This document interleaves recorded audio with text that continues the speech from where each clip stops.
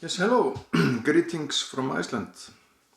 My name is Stefán Thor, and I'm a very famous writer in Iceland and translator. Well, or just a teacher. I'm going to read a short story I wrote in Icelandic in this book, Grímur, Masks. Just to try the English version. There are 17 short stories in this book. I have translated like Jurassic Park, Lost World and 17 other books, and written a few poems, book, novels and short stories myself. And the story I'm going to read now is called The Poet. It's a short glimpse from a visit of a poet in Akureyri, Iceland. "Well, here's a book," said the snarky fellow on the steps, waddling in before I could get up. Sure enough, I recognized the man.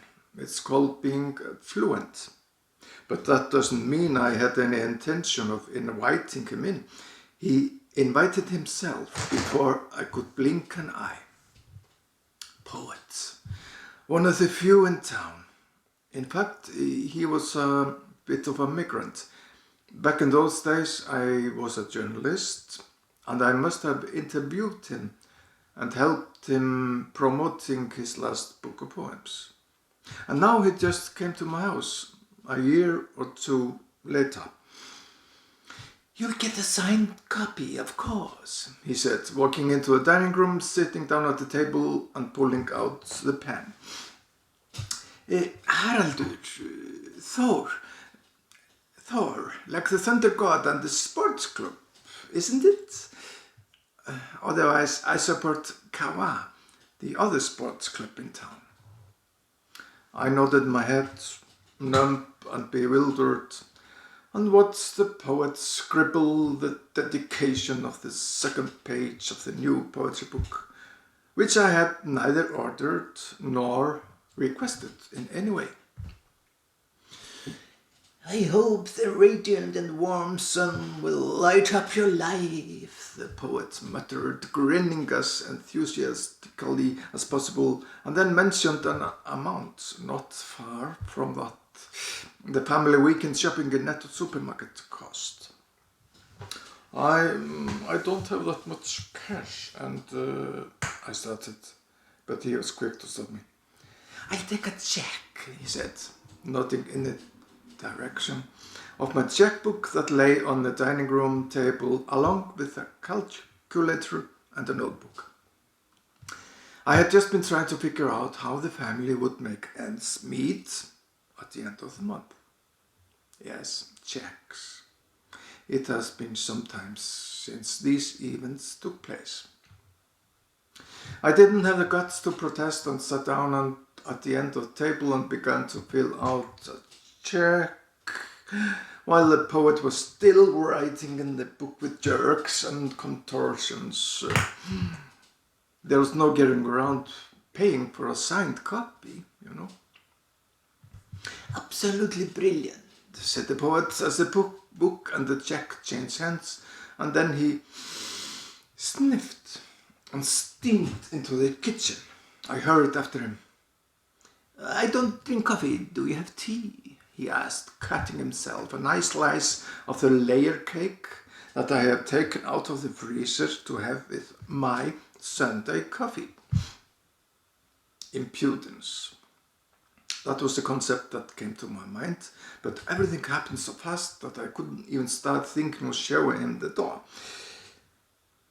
"Just Melroses," I muttered, but it wasn't long before the uninvited guest sipped the thin drink and ate more than halfway down the cake. He then jumped to his feet and had already searched the apartment before I could even moan. "You have a spare room, I see. I just need a place to stay." I crouched down and watched as the poet rushed into the hall and fetched a backpack which I had assumed was full of books, but which was probably also contained a toothbrush and pajamas. I don't know how it would have ended if my wife hadn't come home and put an end to the chaos. When she saw the poet with a backpack, a check from me in his hands, not to mention when she discovered that the layer cake was almost finished, she took action. In less than a minute, the poet, somewhat bewildered, was out on the steps, and the backpack went the same way. My wife had intended to grab the check, but the poet held tightly and escaped with the crumbled check. It would be nice if you could keep the check until the end of the month, I shouted, disorientated and broke, after the poet, who had now headed for the next door. I understand that many households acquired a new poetry book this weekend. But I'm still trying to sell my signed copy. Thank you.